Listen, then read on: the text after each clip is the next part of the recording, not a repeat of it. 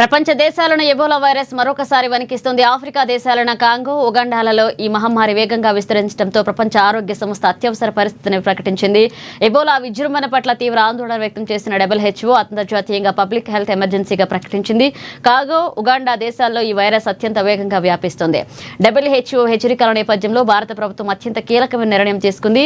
కేంద్ర ఆరోగ్య శాఖ ఆఫ్రికా దేశాలకు వెళ్లే భారతీయుల కోసం ప్రత్యేకంగా ట్రావెల్ అడ్వైజరీ జారీ చేసింది. వైరస్ ప్రభావం తీవ్రంగా ఉన్న కాంగో, ఉగాండా, దక్షిణ సుడాన్ వంటి దేశాలకు వెళ్లాలనుకునే వారు తమ ప్రయాణాలను ప్రస్తుతానికి వాయిదా వేసుకోవాలని కేంద్రం సూచనలు చేసింది. అత్యవసరమైతే తప్ప ఆఫ్రికా దేశాలకు వెళ్లొద్దంటూ హెచ్చరించింది.